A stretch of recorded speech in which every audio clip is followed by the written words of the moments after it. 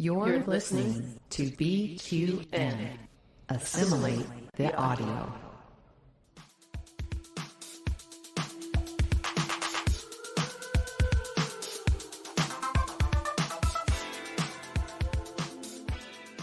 Welcome, listeners, to another episode of All Good Things, a Star Trek Universe podcast here on the BQN and the Fandom Podcast Network.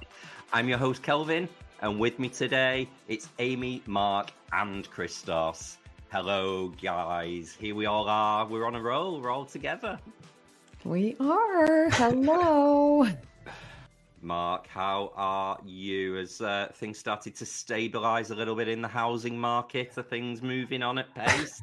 Things are moving. Yeah. Things and people. Andy and I are prepping to move soon, very soon. So a lot going on over here on this end. Ooh, I can hear the sound of boxes being packed as we speak. And Amy, how are you doing? I am doing great. It's a little weird, like sort of being semi-retired, and then all my teacher friends are now on their break, and it's like, oh, what's a break? I don't have a break anymore because I haven't been working. So it's really fun. Nice. Just means you can get drunk at any time without consequence. Yeah, I'm paying the consequences right now. I'm just saying. And Christos, you're fighting the battles of health this week, aren't you? Well done for showing up. Yeah, it's been a crazy holiday week. It seems like there's something every evening, and I think everything just kind of caught up with me yesterday. But I'm feeling better this morning than I did last night, so that's a good thing. Good. So it's whether it's viral or self-inflicted, I think we're all a little disco damaged today. So this might be a podcast which is like the morning after the night before. I feel like I get a little case of the aromatic syndrome. I don't quite know where I am. What time period am I in? What's happening? Great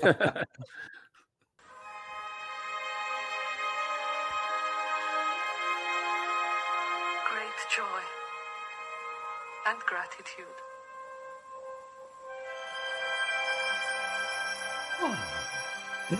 So, listeners, we are going to comment a little bit about what has brought us some joy and gratitude this week in the world of Star Trek. So, in a very strange manner, Amy and I share our joy and gratitude news this week. I listened last week and I noticed you dropped the bomb, Amy. You put a little shout out. So why don't you tell the listeners a little more about our news? Well, listeners, Kelvin and I are going to start a Trek-inspired talk show. I don't know if there's anything like this, so we are hoping to start something new. We're going to start with our first season of 10 episodes. And we're going to have like different segments. We're going to have like cooking. And Kelvin, help me out. What else do we have? Cooking and politics. We're gonna politics, science, merchandise, news, updates. Cosplay. Yeah, I mean, it all was born out of a little bit of wordplay around The View, the Yes. daytime TV panel show. So we expanded it to become The View Screen. So over here we call it Loose Women. Make of that what you will. But it's basically talking heads with repeat guests on rotation panel show. So yeah, we're very excited to try something new, but I suppose the main point of difference is, as the title suggests, the view screen. You're going to get to see us. It's going to be a visual show. It's going to be live. It's going to be on YouTube every week. So we start that just after Christmas. So we're in the planning stages at the moment. Yes, we are. So I have two questions. Which one of you is going to be Whoopi/Guinan, since we're talking The View and The View Screen? And more seriously, are you planning on doing the audio only as a podcast? It Ooh, will drop, yes, as a podcast, but we will be doing it live on YouTube every Sunday, 9 a.m. Pacific, noon Eastern, and 5 p.m. for the UKers over there. So please check us out live. Very excited. We have some really good guests here on the network. We have Christos coming on. Yay. So bless it you. sounds like one of those big, old school team up where they bring everybody, all the superheroes together for one big adventure. So it's you got a lot of BQN family participating. So that's cool. Yeah. Yeah, and we've got some new faces to introduce you to as well from our kind of extended Trek family that we Mhm. just know from our vacations, And conventions, podcasting, and yeah. yeah. So that's our news. How about you, yourself, Christos? What has brought you joy this week? Well, two things. I am rediscovering physical media. So I've been getting some of these Blu-rays in the mail recently, and they've just been kind of sitting on my coffee table. But I took some time yesterday morning and watching them, and I will call out the deleted scene from Subspace Rhapsody is the alternate version of the Klingon K-pop. It's actually Klingon opera, and it's actually in there as a deleted scene. And I was like, wow, that is so cool. And it's really good. I could see where it would have been a hard decision to go either way. So Mm. I that's pretty heard cool. it. I heard it. I must ask though, what's your preference? Are you glad they went with the K-pop, or would you preferred Klingon opera?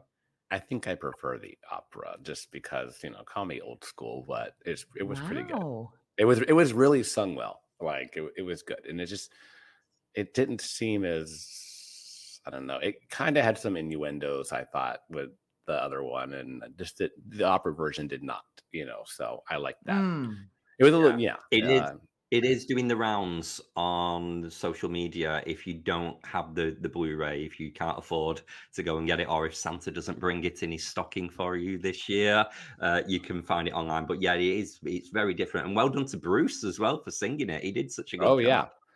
yeah. And he did the And opera version too? Yeah, yeah, yeah. yeah, yeah. Wow. It's actually the same lyrics too, pretty much. It's Oh. just The sung arrangement's completely on. different. The arrangement's completely different. So, and then I guess my other news, I guess, will be since you guys are going to leave me with a lot of free time, and my hiatus, I will be picking back up What's the TBEF, and we will see new Ooh. episodes overlying view screen, I guess, during, so that's what I'll be doing during, the 10 weeks is another season of What's the TBEF. Fabulous. Yeah. So, listeners, we will be taking a hiatus from All Good Things, but we will come back for sure in April. But in the meantime, you can watch the view screen and listen to What's the T-Bev and listen to Cinema Z, right, Mark? Absolutely. Cinema Z will still be continuing along. I know the last couple months we've been dropping episodes left and right, but obviously, if the listeners have paid attention to both pods, they know that I will be very preoccupied, at least through January, probably into February, with Mhm. moving. But I do plan on when Matt and I can get together and bring on some guests, we will try to still pop out at least a couple of episodes every month, which is our plan. We already have some, recorded on the docket for January, so I just got to edit that. And so it shouldn't be interrupted. The schedule, our dropping schedule should not be interrupted too much, which is great. Have you had any Star Trek love this week, Mark, or have you been too busy with everything house related? Well, so Star Trek love. I am excited that Strange New Worlds has already started recording again. They are making new episodes, so I'm stoked about that. And guys, hello! If you haven't paid attention, I was on Trexpert's quiz this week for the first time in a long time. I thought I got booted off because I'm a little nutty when I go on that show. And I thought, okay, Davey can't possibly invite me back. And then he invited me back. So, joke's on him. I was really goofy this time, too. I watched it yesterday. You were a little bit sassy, Mark. I'm not going to lie, especially when the contestants are not people we know. So it's like... Mark, at one point, I'm pretty sure you were like cursing them out for not getting any answers correct in the round. Oops. I Oops. love that. My bad, It was Boo. it was See, a that great was it. episode. He will I know not what I'm invite me watching. again. Yeah, and it was actually a really good episode because it was nice and close. I like those episodes Mhm. where you actually don't know who's going to win by the end. So yeah, go and Oh, listen, go and watch. and Davey will be coming on to Cinema Z at least for a couple episodes. We've already lined him up, and we are going to have a blast. Actually, I wanted to mention this on his show, but I'll mention it here. Really, Trexpert's quiz. I know it's a Star Trek related quiz show, but the DNA of that show was really baked into Cinema Z, and it really was a huge inspiration. I think what he's done there with Trexperts is just magical. When you listen, the joy is infectious, the Mhm. fun is infectious. People just, it just makes you feel good to listen to that show. And that is really at the baked into the core of Cinema Z as well. It's like I wanted that for our audience as well. Just something you put on that's not heavy that you can just, I don't know, feel good about. And I have David to thank for that. He was really an inspiration. Amy, would you like to introduce our finale as a way of segueing there? Oh, no, I don't want Cliffhanger, to cliffhanger. cry. So, listeners, we have a little Christmas special episode for you. Very similar to Christmas Carol. We believe all good things. The series finale of Next Generation. And we here on All Good Things are going to talk all good things. I can't believe it. Because it sort of is similar, right? You have the past, the present, and the future, just as Christmas Carol is. So we are going to talk about that in that lens of Christmas Carol. Fabulous. Thank you so much, Amy. And I do like the kind of the poeticness that, this is our little season finale as we take a hiatus and we're ending All Good Things on All Good Things Yeah. before we take a little pause. So it's tidy, it's nice. So shall we start? Let's go linear. Let's start with topic one, the past. So I think some of the messages that were explored in All Good Things and A Christmas Carol is that kind of notion that the past shapes the present and indeed the future, and that can you get to where you need to be in life without the mistakes of the past or going through things again. So I don't know, did that resonate with anyone, that kind of feeling of when Picard is in the past and we didn't have the established crew that knew him and trusted him, that it was just a different dynamic of that relationship? It was very weird or odd, like, especially with Troy, where she's like telling Picard, like, you got to tell us what's going on. And he's like, nope, I don't have to tell you what's going on. Like, there was that, not, well, I guess tension between Picard because he's not really Picard of the past, right? But the crew is the past. And so, for them to be just going off of his orders alone and not having understanding, that was huge for me. Like, you've just got to trust who's in command. I mean, he was new coming in, right? So they didn't know, but yet they still believed that he was going to make the right choices. And how valid or how realistic do you think that is? Think about your own time at work when maybe you've got a new manager come in and it takes time to know that person, to trust is earned. That's a Mhm. very well known phrase. To go through this speech, you are the finest crew in the fleet. Yeah. Now, enter the anomaly and die. Would you do Yeah. that? Yeah. What do you think, So Christos? the one thing I thought that maybe they should have leaned into a little bit more is I think Troy should have sensed how sure of himself he was and been a little bit more comfortable with that. She, even not knowing him yet, she should have sensed, oh, okay, this, whatever he's doing, he believes it and he's sure of himself. And, and she should have been a little bit more relaxed in that. And maybe that could have been a better, if you were going to do a little zhuzhing of it there, she could have helped bridge helping everybody else feel comfortable because she would have sensed the confidence. That's such a good point. And almost in a Yeah. way, that's part of her role. That if she was to be able to rally the troops and defend Picard because she sensed his commitment and surety. Yeah. Wow. I've never thought of that. Excellent. Here to help. Here he is. Here he is. So, one of the things I love about the past sequences in All Good Things is the commitment to continuity. And there was just so much that they got right. And you know what we're like as fans? We do like to nitpick when they get it wrong. I know I do. So just the fact that they had Data on the other side of the bridge, because just in Encounter at Farpoint, Ops and the con station were reversed.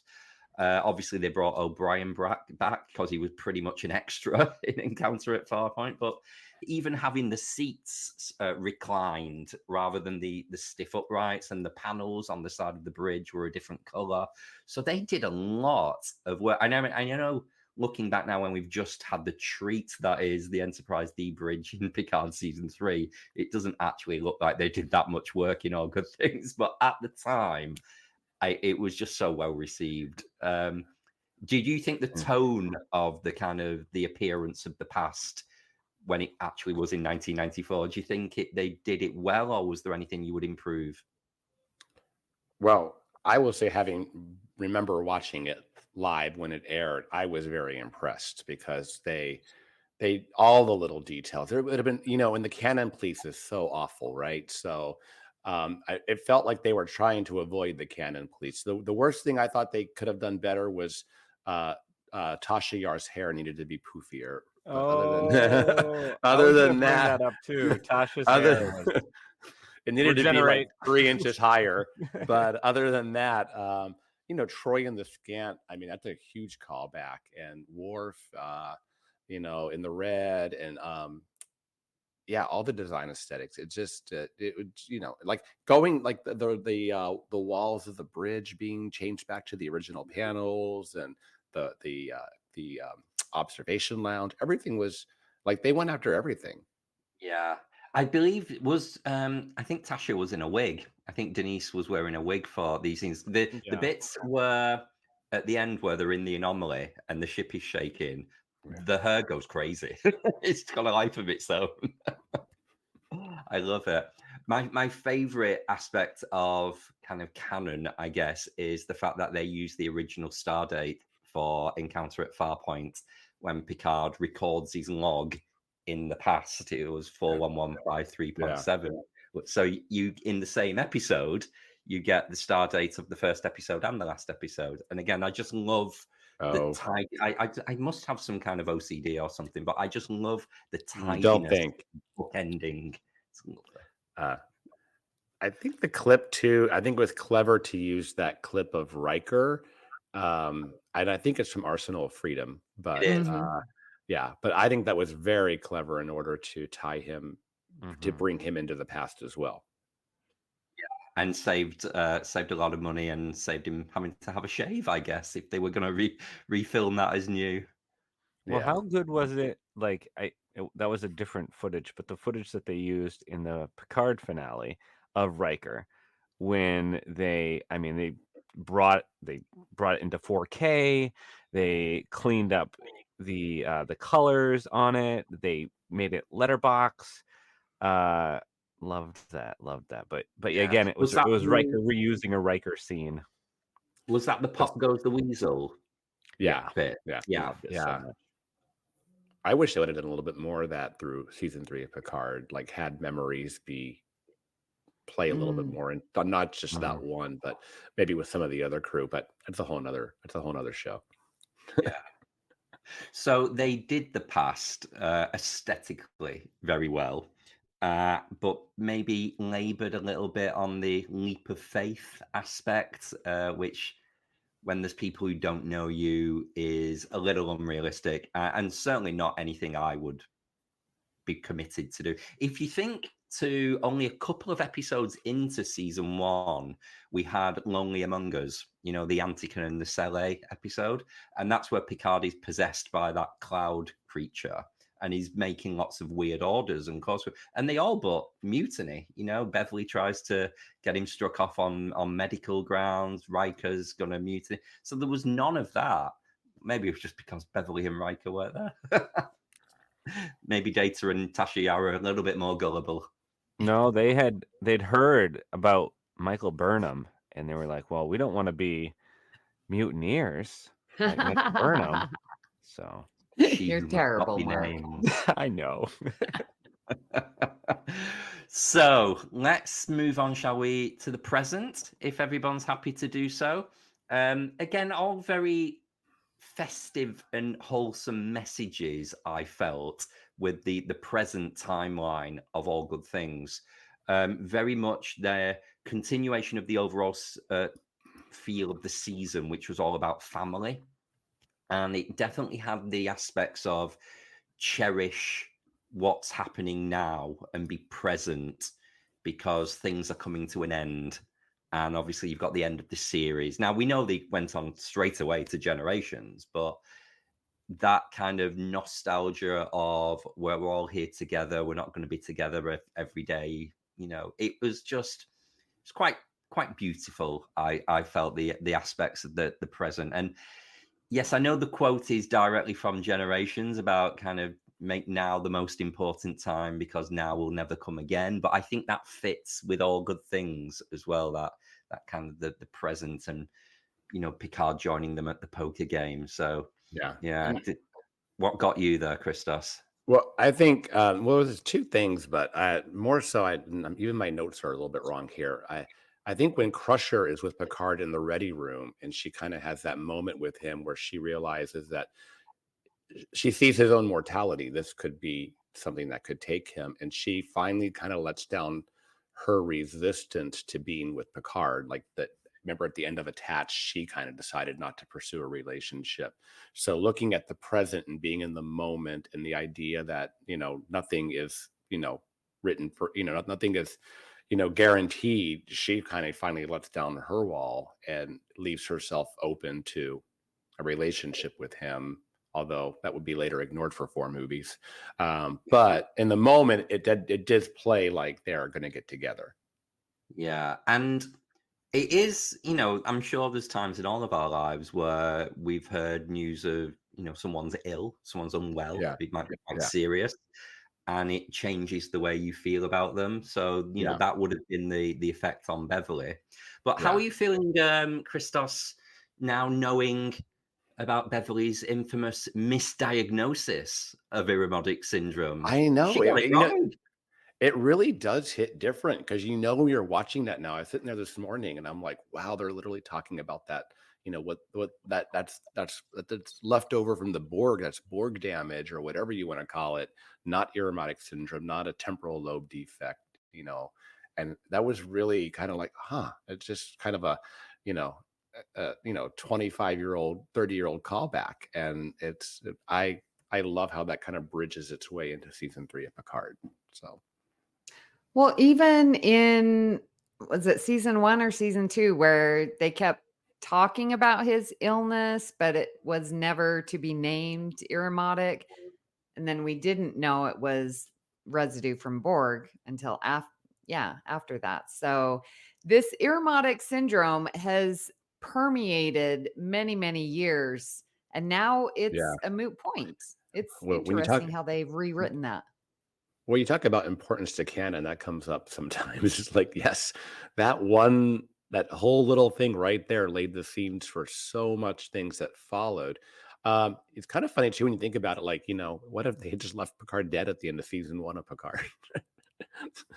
That whole Borg invasion never would have happened. No, we're not going to think that.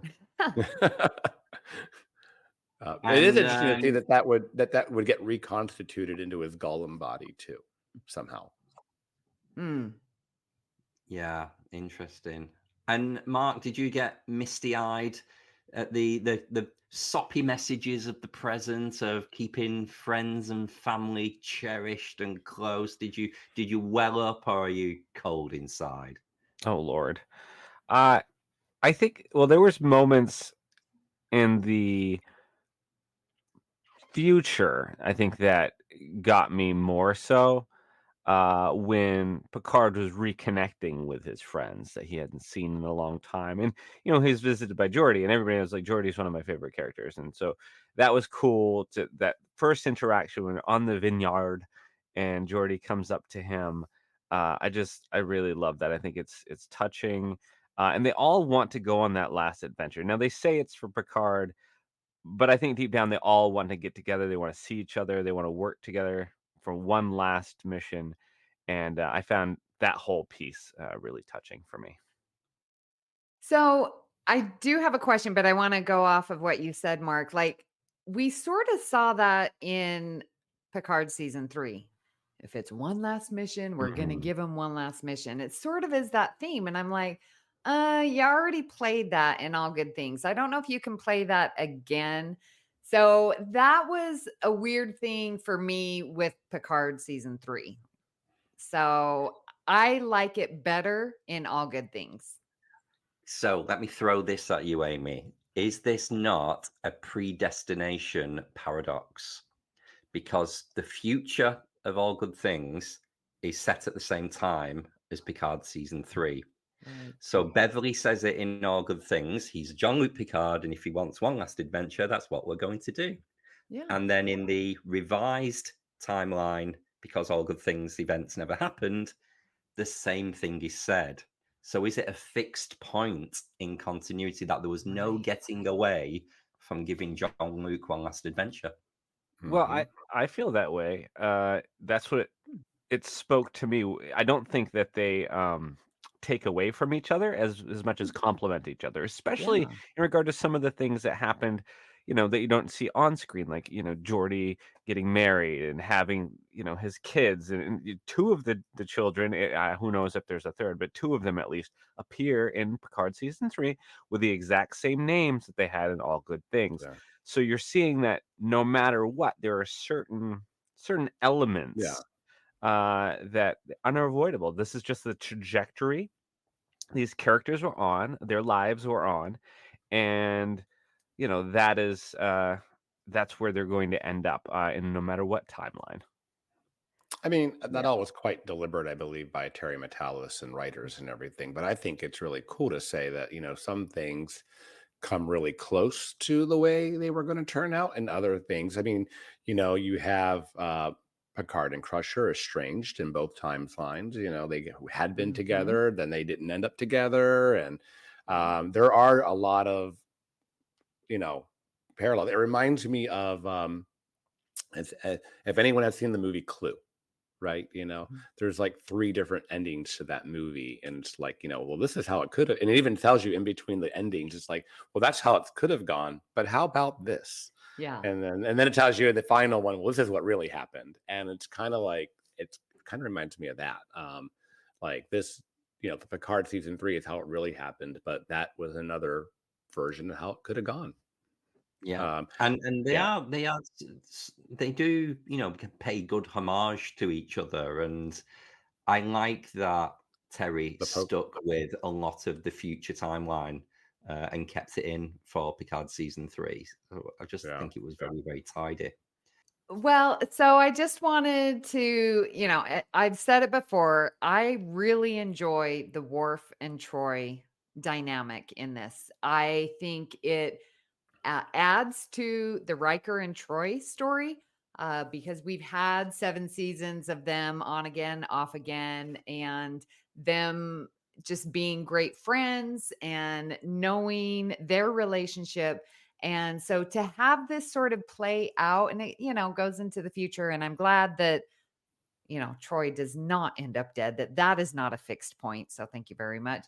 But I love Worf and Troy together. I just think they are their chemistry. Well, and plus, Michael Dorn and Marina, they are like good friends. Dorney is what she calls Mhm. him. So you see that on screen, and that tension with Worf and Riker shows up in Picard 3, which I Yeah. absolutely love, which is a Worf callback and to All Good Things. Yeah. Worf and Riker and Deanna. I mean, they could have a three-way. I mean, Oh, well, So- it was mentioned in Picard. Yeah. So I'll give you a little. I'm gonna ask a complicated question here. So you think the presentation we get of Worf and Troy, and I think we brought this up, the presentation of Worf and Troy that we get in this episode, don't you feel like it kind of contradicts the DS9 episode we covered like 2 weeks ago, the Ryza episode? Like, Well, because Worf is different. Yeah. yeah, Worf is like in this episode, Worf is willing to kind of be the romantic guy and go in the holodeck, and Troy is definitely the delicate flower, and she's so petite, and whereas the dichotomy is so different and with Jadzia, and he expects her to be a Klingon woman, but I would never see Worf asking Troy to be a Klingon woman, nor holding it against her for not being. That's true. Yeah. Why is he so strict with Jadzia? I mean, yeah, Sorry, I on don't know. tangent, He's tangent there, He but sees I have- her more as a Klingon, though. He's treating her like he would Kalar because she was once a Klingon and she is a warrior, even though she is a Trill. I think that's why, because he looks at her more like he would look at a Klingon woman. I think he was looking for different things out of his relationships at the different times. And we've probably done this ourselves at some point in our life. With Deanna, I think he was actually shopping around for a mother for Alexander. Yes. And that he Yes. saw those aspects. Whereas with Jadzia, he just wanted to get down and dirty and have his little Klingon substitute wife. I don't think he would ever get that with Deanna. True. And that the Troy Worf thing goes all the way back to like ethics, right? I mean, it maybe sooner, but it was about 2.5 year story kind of brewing there. Amy, I had a question for you, very Troy and Riker. So in Picard 3, we find out that like Beverly and Picard had been on again, off again, like 5 times or whatever it is that they said. They got together, broke up 5 times. Do you think during the 7 years at TNG and maybe up to their getting married, I guess, do you think they were on again, off again, hooking up, whatever, and in between their various, obviously solo adventures with other people? Or do you think In my headcanon, I think their breakfast together that's the telltale sign that they have been on. no, So I look I'm at the talking, breakfast as that. no, I'm talking Ooh, about morning Troy. after. I'm comparing it to Troy and Riker. I'm sorry. Do you think Oh. Riker and Troy were on again, off again during all these years between Encounter at Farpoint up until where they finally get married in Nemesis? Oh, Or do you for think sure. they were? You don't eat a chocolate sundae talking to, no, that she was, they were on again, off again for sure. Well, the chocolate sundae talk, that was a little too erotic. And that's a lot for me to say it was too erotic, but wow, she was really into that sundae. Anyway, yeah. that's all I'm going to say. Dark chocolate is good. Yeah. Red With wine and the dark kind chocolate. of looking at kind of A Christmas Carol and the aspects of, regrets and analyzing your life and have you been charitable and, how do you feel about the kind of the Riker reaction, the way he's so distracted and taken aback by Worf and Deanna? Because he's never been like that before. And that's one of the hallmarks of their relationship, that they've always gone elsewhere. So why do you think Riker felt like this? Was it because Worf was such a good friend to him? Is it has he gone against bro code? Right. I think it's bro code for one, and I also think it's the whole like maybe in his mind he thought they'd always get around to getting together, and if she ends up with Worf, then he might the train may pass me by and I was my chance. And it's kind of like that whole you're stuck in the present and you think you have all that time, and then suddenly things start to move on and change. And it's the same thing with the Beverly Picard thing. She realized when he could get sick and die from this, that hey, this moment we're taking the present for granted, and we assume things were going to always stay the same.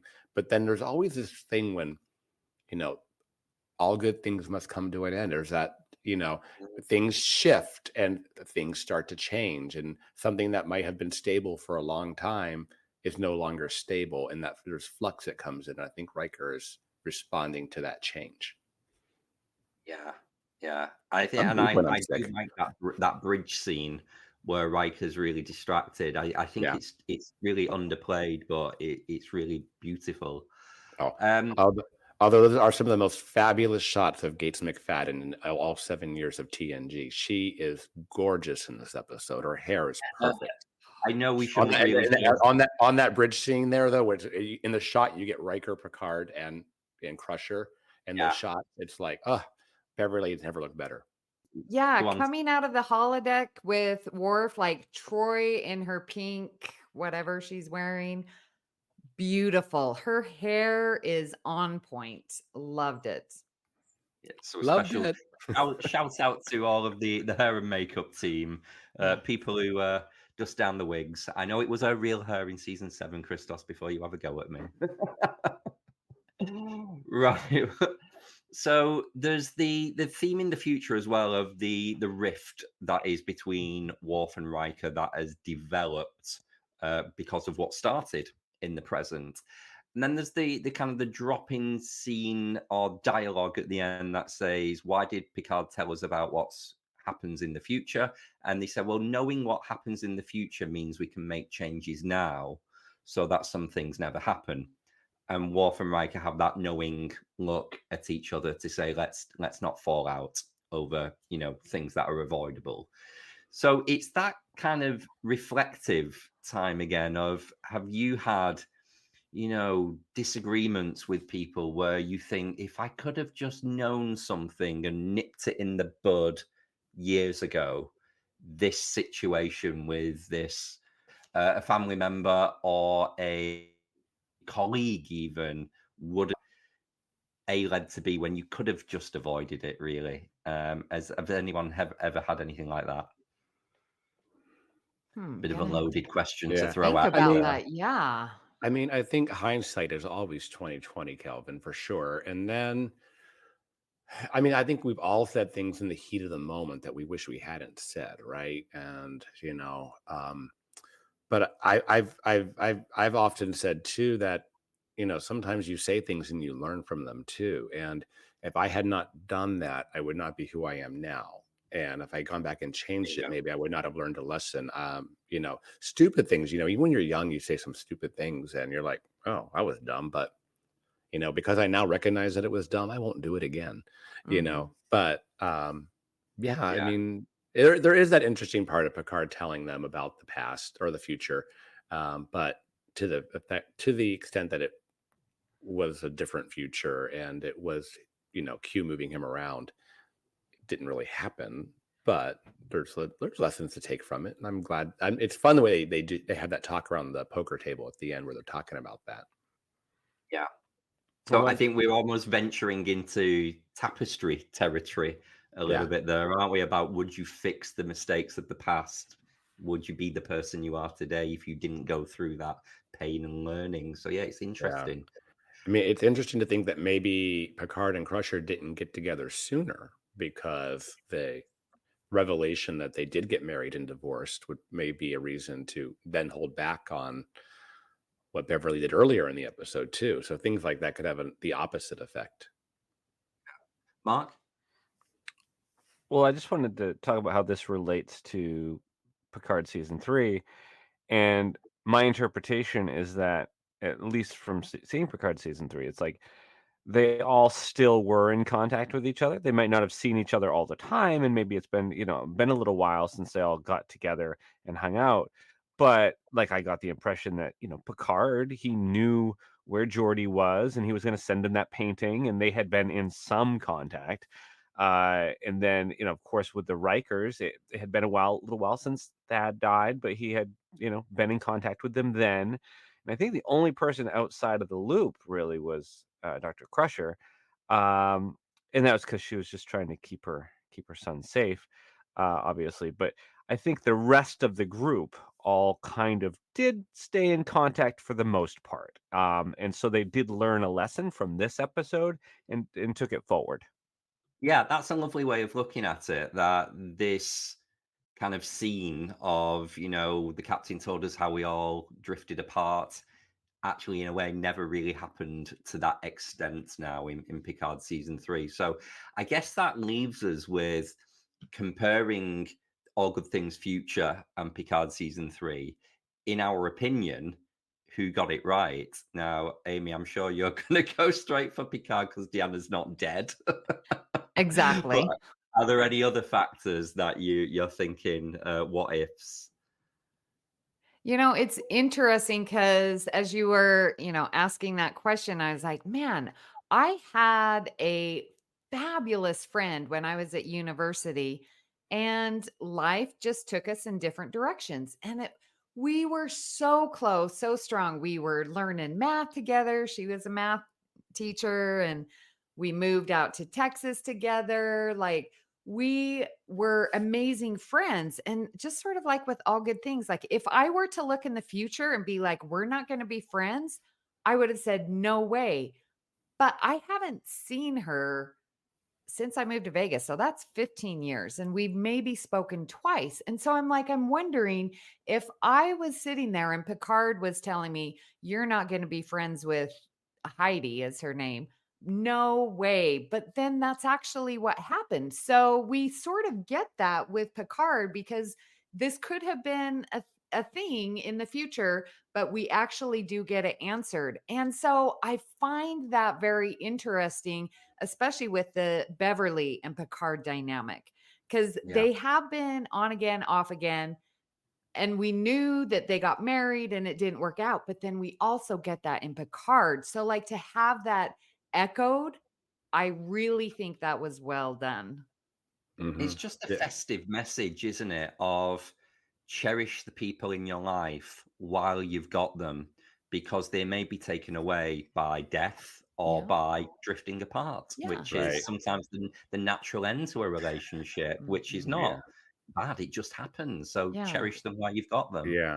I also say, and I've recently had to point this out to some people that, relationships take work and you have to put the work in. And when you let missing this or missing that happen, you miss traveling on a vacation together or you miss catching up and suddenly it's been 1 week, now it's been a month since you've kept, and that's how people grow apart. So you need to put the work in for the relationships that you value and that you want to carry on. Some relationships are meant to, you know, blow away. They're there for the Mhm. moment and that's what they're for. But if you have people in your life for so long that you're really tight with, you've got to continue to put that work in. Otherwise, you know, um, you'll risk, that one day you'll be wondering, oh, it's been 15 years since I talked to that person. What happened? Yeah. Well, I sort of see that in some marriages when they're like, well, we just grew apart. And I'm like, you were married. Like, if you don't have that common thing, and it happens a lot when, kids leave the house and then the parents are like, well, we don't have anything in common because we were so focused on the kids. So if you don't have that thing keeping you in common, like my friend Heidi and I, we had school, university keeping us together, and then when you don't have that anymore, because life changes, it requires a lot of work. And sometimes you do put forth the effort and then like they don't, then that's a little hurtful. Or I mean, I've been told that I've let some relationships drop. And I'm like, well, it just sort of, for me, was just a natural parting. But I've had some people come Yeah. up and say, you didn't keep up the relationship. And I'm like, oh, I thought it was done. My bad. Yeah. Yeah. Yeah.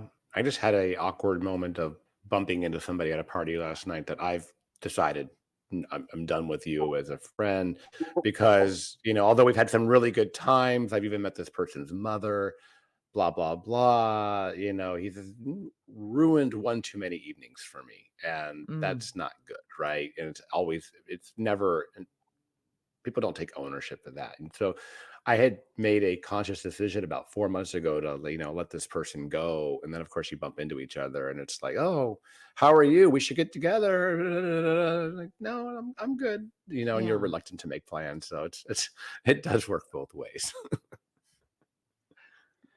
And people do change. If most humans do evolve and change and grow through the years, and sometimes you find yourself in a position where it's like you're a different person, the other person's a different person, and you don't mesh in the same ways. I have a friend of mine that I've been friends with for a number of years that um, we we didn't have a falling out or anything. We just sort of lost touch for a few years, and then we reconnected. And when we reconnected, she was in like a totally different space from, I mean, totally different space from where she was when we were spending a lot of time together, like hanging out multiple times a week. And now, she has a house now. We used to hang out together, and honestly, we'd get together and smoke pot and read poetry, and that was like a big part of our friendship. As we get together, we'd smoke weed, we'd read poetry, and that was our thing. And she doesn't smoke anymore. She's like done. But I cherished her friendship so much for such a long time. And when I look back at especially those years in my life, I think about such the good times that we had together. And I made it a point to, like, hell with it. Like, maybe our relationship isn't the same anymore. Maybe we're not going to do that anymore. But I wanted to reconnect with her anyway and still have her in my life. And so now we get together. We do other things. We went the last couple of times I went to visit. We went out antiquing, and I was like, "Oh, this is a blast! Like, I love antiquing with you." And so I don't know. It's like you kind of can choose whether you want to hang on to the way things were, or be a little malleable, and be Yeah. able to just make the relationship evolve as you evolve. There are some relationships as well that are just convenient. And I don't think any of us would say this, but there would be those people that look at the TNG crew and just say they just work together. So when they're all transferred onto different ships and take different jobs, of course you're going to lose touch with your co-workers. Now we don't see them as co-workers, we see them as family. They love each other. But yeah, think of jobs that you've had where you would be so tight with the people who sit next to you at the desk or in the staff room, and then you change jobs and you just see them on Facebook and LinkedIn, and that's kind of okay. So yeah, let's not beat ourselves up too much. Relationships come in all different forms. Some are transactional, some are temporary, some are long lasting. So, shall we move on to some assimilations and regenerations now we've fully explored the human condition of the past, present, and future? Who would like to start off with anything you're wanting to assimilate about this episode, Christos? Well, I'm going to just jump on this first one because the USS Pasteur, first off, I was always just amazed that they made Beverly a captain back in those days. But I love the idea of the Pasteur. In fact, I was going to get up. I've got the Eagle Moss on the shelf behind me here. Looking at mine. Yeah.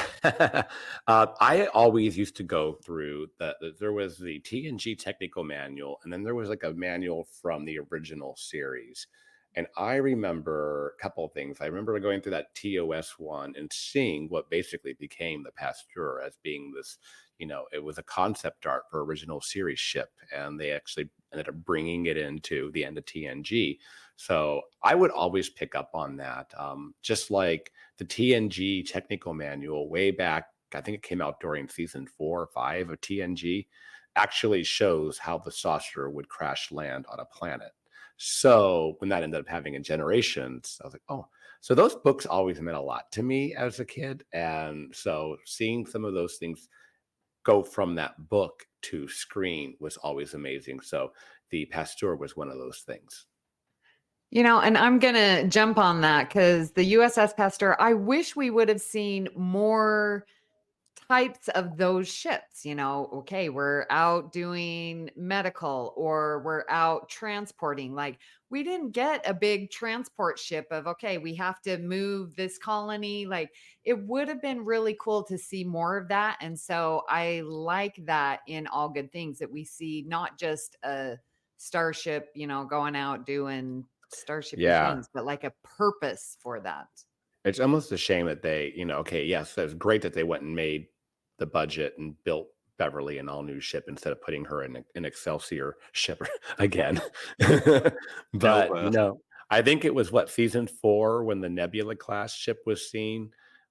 Is the first time we saw a newly designed ship past the Enterprise D, and it would have been great if maybe they had okay, we're going to make a new one every year at least and try to build it up, right? But yeah, so we finally see a new ship in the final episode. So yeah, I see what you're saying, Amy. I'm kind of torn because I love that ship. The Pasteur is a beautiful ship, and I actually see a little bit of there was a ship at the beginning of 2001: A Space Odyssey that resembles that ship quite a bit. It's almost like they took the model kit. But so I like that one on multiple levels. But then there's something about the Ilios. I don't know. The ship we saw it for a couple of episodes in Picard season 3, but there's something about that ship, again a Beverly ship, that I just really enjoy. Maybe because I see it more like in a Millennium Falcon, kind of like this is my ship and I can do these rogue missions with it. And yeah, I don't know. There's something cool about the Ilios, and I wish we would have spent more time with it as well. I think we might have said this when Picard season 3 was on. We said it would have been kind of chef's kiss if the Ilios was actually the Pasteur, and that was something that was it was still Beverly's ship as a little tie-in. Both cool ships, but yeah. Seems we've got a Pasteur versus Ilios little rivalry going on there, Mark. Well, the Pasteur was so much larger than the Ilios. So yeah, it makes more sense that when she's with the Federation, she would have this large Federation ship, and then when she's by herself, she's got this cool little freighter ship. Yeah, I love the comm badges. I do have a comm badge. Yeah, just the continuity that this design from All Good Things has endured for so many years. And don't forget, all the way through the Berman era, anytime they did a future scene, which they did in The Visitor in DS9, which I watched that the other day, actually. And then when they did Timeless in Voyager, they brought out that comm badge and it was seen. Endgame. And then they brought it again. Exactly, yes, Endgame, well done. And then they brought it again for Picard season. Did they have it in season 2? Actually, I didn't notice. I can't remember if Christopher Rios. Yeah, but it's the black. It's the black one though. Yeah, so it was evolved slightly, but then at the very end of Picard season 3, they revert back to the gold. When it goes to 1 year, when it goes to 1 year later, that's Yeah. when it goes. That's when it goes to gold. I love that comm badge. I liked when we saw the future uniforms all the way back then.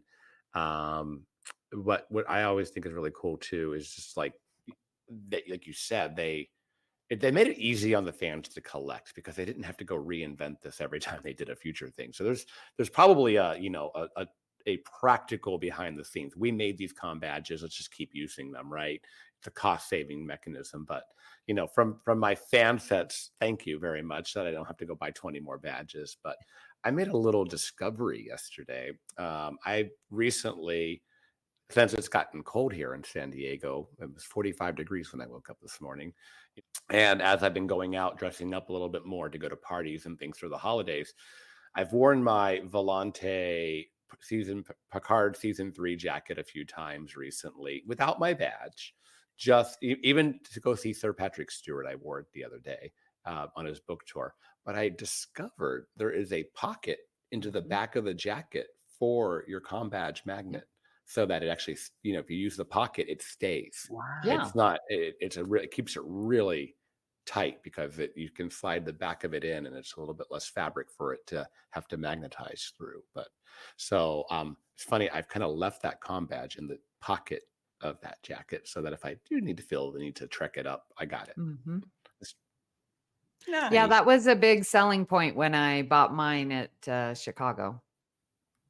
And they're like, yes, this has a pocket so that the as you're putting it on and off, it's not, Well, yeah, you're not going to do that, but it also just stays tighter because the Yep. magnet just has Yep.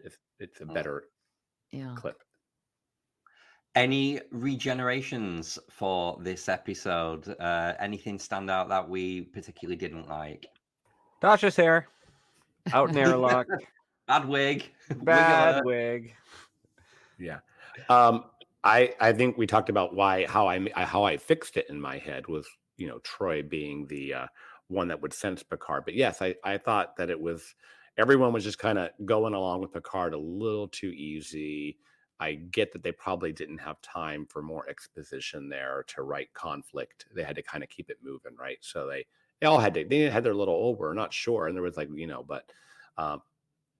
I thought that stood out a little bit more, although I would have fixed it with Troy sensing Picard's surety, like we talked about. And so that's a little bit of a regen. What about you, Amy? Anything from you? No, I think this is the perfect episode. Aw. I've got an ick one. I only actually saw this when I was doing some research for this episode. That Ensign Chilton, who was the con officer on the Pasteur, was played by a lady called Alison Brooks, who was Brannon Bragger's girlfriend. And it's just a bit of a ick. Obviously there's the Jerry Ryan. Yeah. There's the Jerry Ryan situation. Yeah. It's just looking back, it's don't poke the payroll. Yeah. I also don't. I love that, Kelvin. Don't poke the payroll. What do they say in Moonstruck? Don't shit where you eat. You're in a position of authority, and you assert dominance and control over your partner. It's just very unhealthy, and looking into the 2023 lens, it just is a big ick. Yeah. I don't like the scene where Agawa loses her baby. I don't, and I know that future gets erased, and you have to remind yourself that everything gets reset. So that never happened. But it's like, I feel bad because you're kind of invested in Alyssa by the end of the show. Yeah, and, agreed. And I'm not sure she even gets much of a speaking part in Generations or First Contact, because she's in both of those. But so it's kind of like the end of Agawa's character in some ways. So I don't like that was like the last time we saw her was that. Yeah. I think Ogawa's line in First Contact is, "I think so," when Beverly asks her, "Is the EMH online?" Yeah. That's all she gets. Yeah. Another is there. I forgot another tie-in to the both futures is Geordi's eyes being. Oh, of course. Yes. Sorry, it just hit me. That's in both futures. Geordi's eyes. So, did any of you have you watched All Good Things recently when it's just airing on TV in syndication, where it's a standalone episode, part 1, part 2? Because we get them a lot here in the UK. And it is transmitted differently, and there's so much scenes that are cut when they play them as 2 standalone episodes, as opposed to when you just watch it as a 2-parter. That's interesting, because I would have thought you said that there were more deleted scenes when they're put together. Oh, it's when they're separate, it's cut. So there's ones off the top of my head. The scene where Q's an old man with the ear trumpet on the Pasteur, that's not in it. There's the cave scene with Q, which I know you were talking about a lot last week. That is really cut, where he says, "Oh, it smells awful. I must speak to the maid." All of that is gone. Yeah. However, there's a really, really interesting part. So in the poker game at the very end, when Troy comes in and they're like, "Yeah, pull up a chair," and she sits down, there's a line of dialogue which Deanna is supposed to say but doesn't say in the 2-hour full version, and it is added in through looping purely for the standalone episode. Deanna says, "What's the game?" and Data says, five card stud," or whatever it is. But she doesn't say that when you watch it as a double episode. You only hear that dialogue if you watch it as a standalone. So I wonder if this goes also into the big remastering project in like 2013-ish, when that was done. Because I know, like, if you have season 7 of TNG on Blu-ray, it presents as 2 episodes, but 2 full un uncut for syndication episodes, and then you can buy, which I have, the movie version. It was a standalone 1 disc DVD or Blu-ray of All Good Things, where it's the fully together. And I know on Paramount Plus that fully together version is what's presented. So yeah, I Yeah. just wonder if when they were re-editing it back together for the remasters, that they forgot to, somebody added that in or forgot to add it in, or whenever that happened, or missed that or something. Speaking of movie length feature or the need to get editing, shall we get on to trivia? There is a mountain of really good trivia for All Good Things. So let's jump in. Who wants to start us off? Go on, Christos. All right. So there was originally supposed to be a 4th timeline in All Good Things, which was set during the events of Best of Both Worlds. This had to be abandoned since there was only 6 days to finish the draft of a script, whereas a 2-hour TV movie would usually get a month. And first off, the episode's already loaded. But wouldn't that have been so cool? I mean, I know we do revisit Best of Both Worlds again. I mean, we revisit it in DS9's premiere, in First Contact, and then even in Picard. It comes back a lot.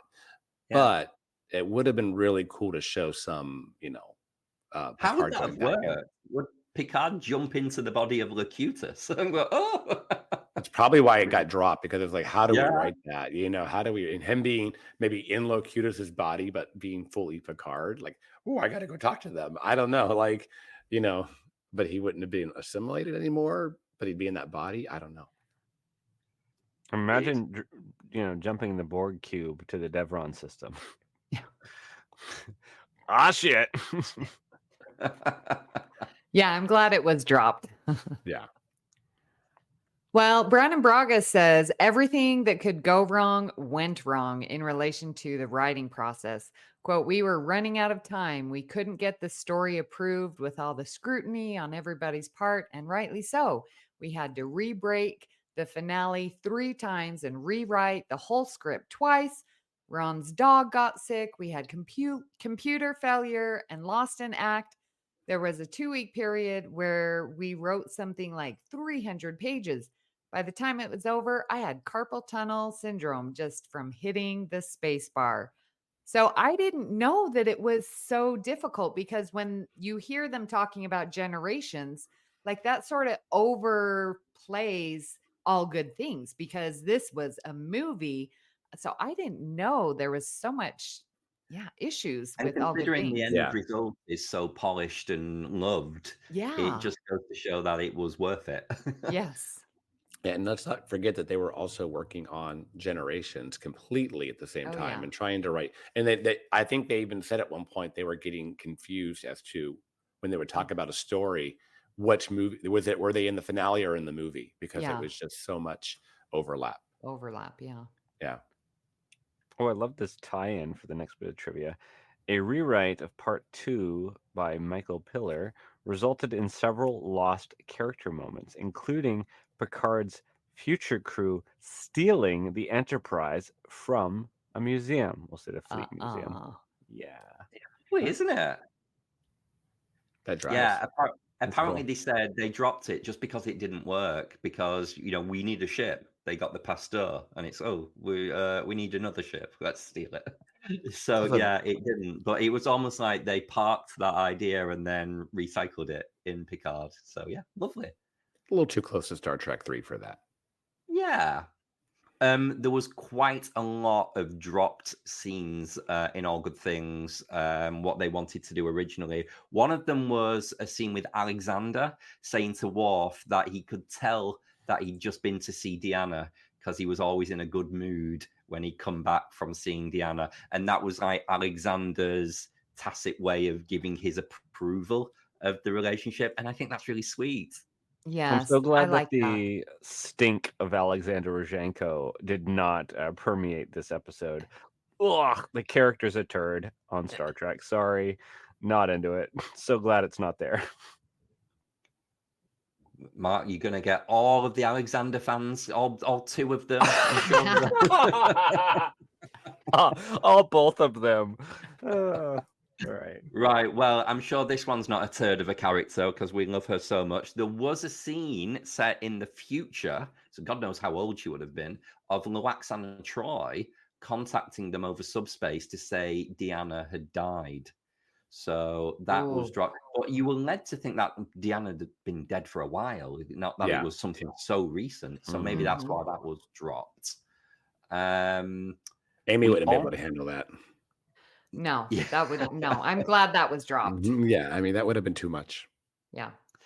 There was also in the inclusion of a con officer in the past. Now, I don't know who that would have been because that was O'Brien, obviously, who requests a transfer as a result of Picard's strange behavior in that timeline. And that role was supposed to be also been played by Christian Slater, who was in Star Trek VI: The Undiscovered Country. So a return cameo for the same actor. So that was Okay, a bit that would cool. have been cool to see Yeah. Christian Slater, but not ask for a transfer. I don't know. That's Yeah. interesting. Christian And- Slater's mom, she was the casting director for Star Trek. Yes, And that's how it, he got the wasn't it? in. Yeah. He and then we would have just had to, like, at that point call him a traveler, because he was in 6. So There'd have been theories. Yeah.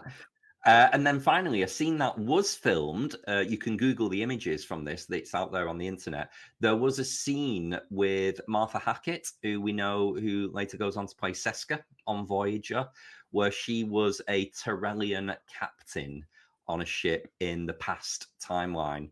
So when the Enterprise arrives in the Devron system, the first person they're supposed to speak to is Martha Hackett, and that scene was just dropped for time. But they've never had a Tyrellian on screen before up until that point. So poor Michael Westmore had to come up with all the concept art and execution of this makeup that we never actually saw. Wasn't the Tyrellian? Oh, I must be wrong. In season 1 where Troy is betrothed. Yeah, there's Tyrellians, that a Tyrellian Tyrellians, ship? Marians. There's a lot of species that all sound the same. Yeah. Yeah. So yeah, Haven. Yeah. a lot of dropped scenes there. What else have we got? The production schedule was produced in a way that permitted Gates McFadden to go film a pilot for a new series in Oregon. And, I'm wondering if that's Marker, because that's what the show she ended up on right after TNG. It was a UPN show with, I think, Richard Grieco. But that was in Hawaii. I think that show took place in Hawaii. And I think that show eventually got canned because he had like big drug problems and he was just hard to work with. So I kind of blame him for the reason Gates's post Star Trek first chance out flopped. But she was beautiful. I actually edited that trivia down because in the Star Trek Companion, it actually expands on it a little bit to say the director of the episode, Winringe Cole, was really angry because everybody's head was, what's my next job after Generations? What am I going to be doing? So he had to call a meeting and basically shout at everyone and say, your focus needs to be getting this episode done, not what your next job is. So I think under duress, he allowed Gates McFadden to go and shoot that pilot. So yeah, she got away with it. Okay. Well, the very final scene filmed was on April 5th, 1994, which we now know is First Contact Day, which was the Q and Picard scene in primitive La Barre, France, the cave scene, which incidentally was a Deep Space Nine set, Stage 18, which was previously used to film another famous Paramount swan song, that of Norma Desmond uttering, "I'm ready for my close-up, Mr. DeMille," from Sunset Boulevard. Which was the musical I went to watch last night in London. How strange is Wow. that? That's That's so kind of weird. nuts. It's Yeah, terrible. yeah. And the dialogue in the musical is all, "We must go to Paramount to stage 18," and it's just such a weird tie-in. I was just sat there watching it thinking, we're talking about this on It's All Good such, Things tomorrow. it's such a sad musical. I know Sarah Brightman is going to be doing it in Australia of all places, and I'm like, Davey, lucky Davey. We had Nicole Scherzinger doing it, and she was very good, very, very good. If you're in Is she the a little UK, young for that part? yeah, she is. But bless her, she they did the makeup to make her a little older looking. But yeah, she's not not very realistic as an old woman that you wouldn't want to go to bed with as a young guy. But singing was perfect. Anyway, it's not a stage musical. Okay. I'm quite sad to say this. Final thoughts on All Good Things. Christos, would you like to start us off? Well, first off, I think you're making it a little too final, Kelvin. It's only a timeout, not a Final for now. It's not our final episode. I've always loved this episode. I loved it when it aired in spring of '94. I still love it now. It's comfort food, so to speak. It's a nice double episode. You can always just put this on and enjoy it. And I don't think there's ever been a time that I ever look back and, had a different feeling about this episode or didn't want to watch it. And so, to quote Amy, it's like the perfect episode. Oh, lovely. Amy, can you build on that, or have you placed it already? Yes. Oh, goodness. There was a time right after Generations, before First Contact, and it was like, okay, do I want to watch a movie or do I want to watch an episode? And it was literally between Generations or All Good Things, because that to me is the perfect movie. I love it. It's so well done, so well acted.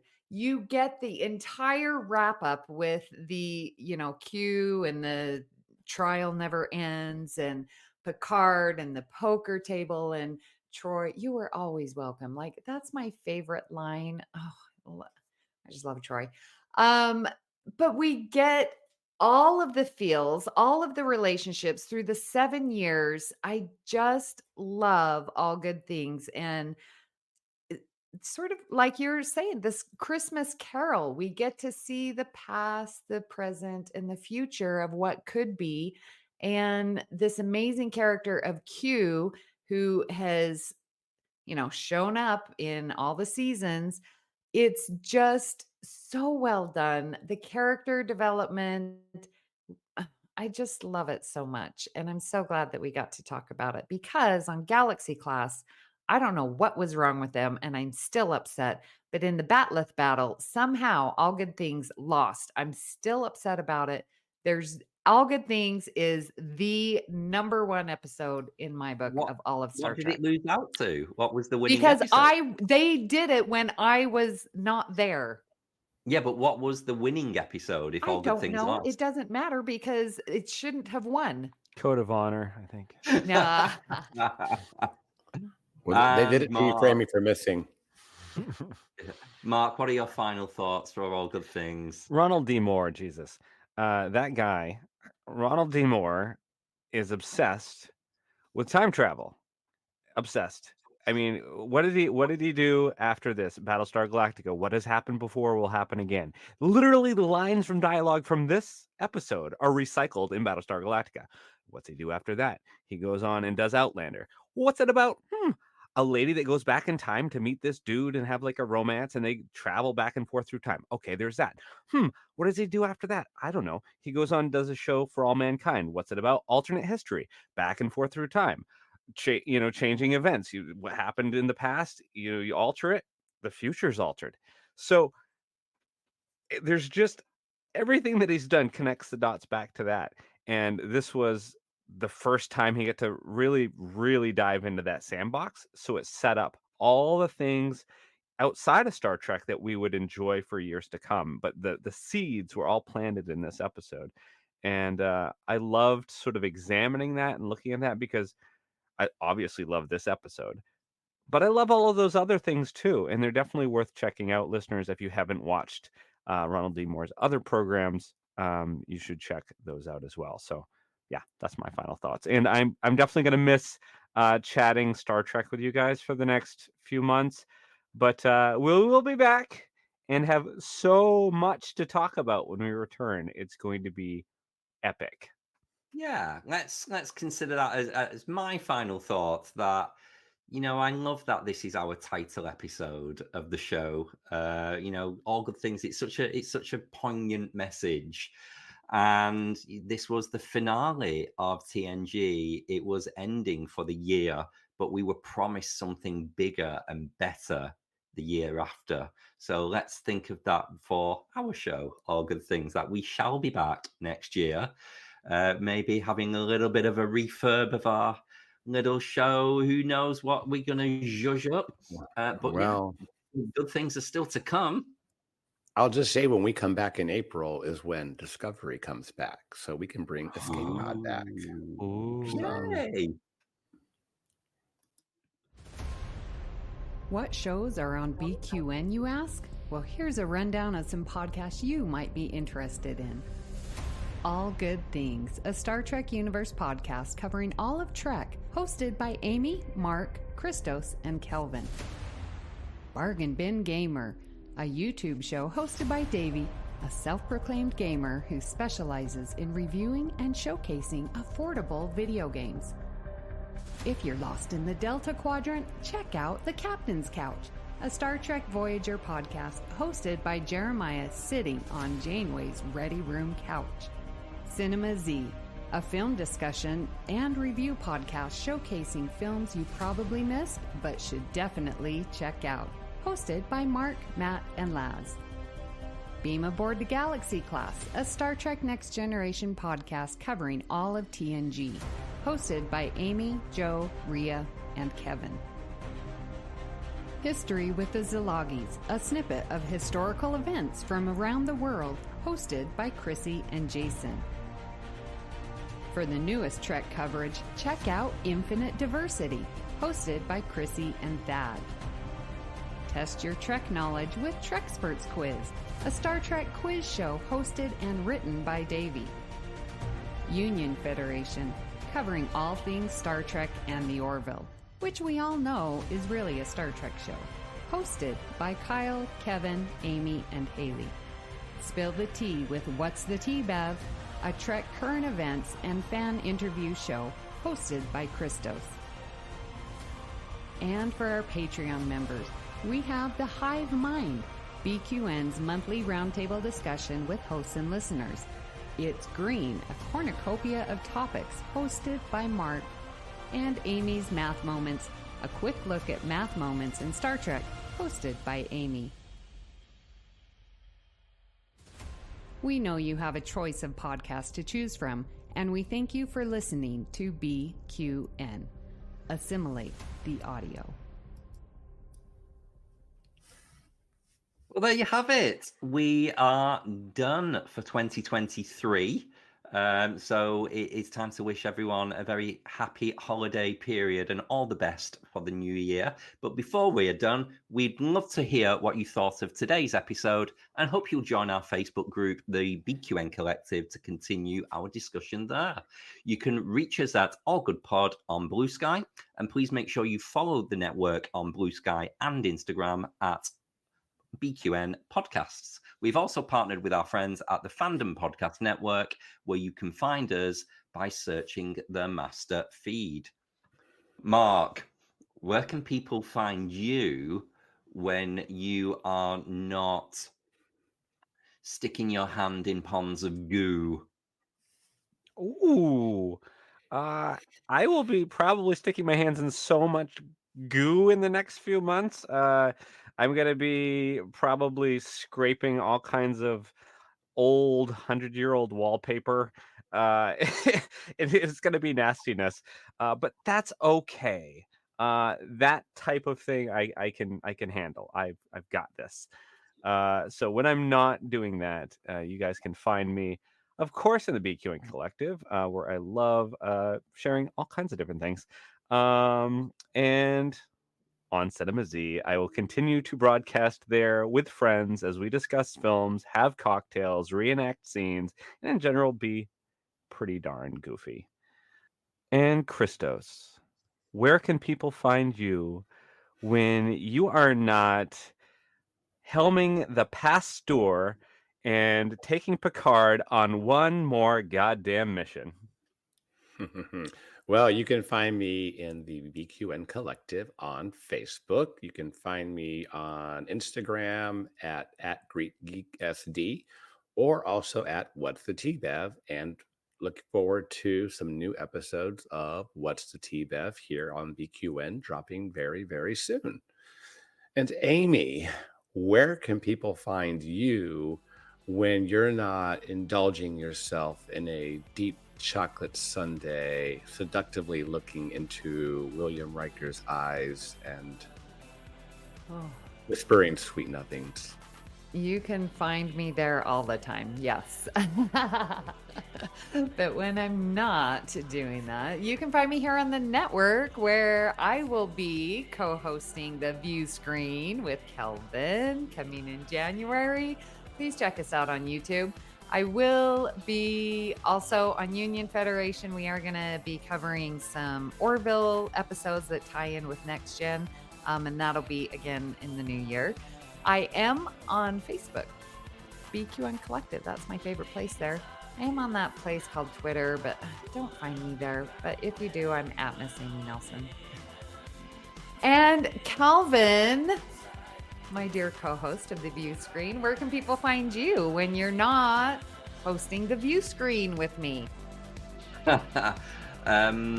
Well, when I'm not doing that, you can find me in the BQN Collective Facebook group or on the socials at Kelvin's Timeline. But yeah, I look forward to the next 10 weeks, Amy, throughout these early parts of next year as we trial our new format. So yeah, really excited for everyone to see how that turns out. And you get to see us as well. Yay! Please hit the subscribe button on Apple Podcast or wherever you get your podcasts and leave us a star rating and a written review. That helps others to find the show. You can also follow the entire network's podcast with our master feed by searching BQN. At this time, we would like to thank our associate producers, Mahendran Radhakrishnan and Tim Cooper. A special thanks to Graham Kelly for our opening and closing music, and to our very own Mark White for our artwork each and every week. If you'd like to help us keep all of our shows coming to you each week, you too can become a patron of the network on Patreon. We added to the Hive Mind Facebook group so you can enjoy It's Screen, Amy's Math Moments, and many other network perks. With a monthly subscription of $5 or more, you can join our meetings on the Hive Mind Roundtable discussion on the second Saturday of each month. Visit patreon.com/BQN to get all the details and watch your messages. Thank you for listening. We hope you'll join us as we continue to search out all good things. Amy, say it. Oh, good things. great joy and gratitude. Oh.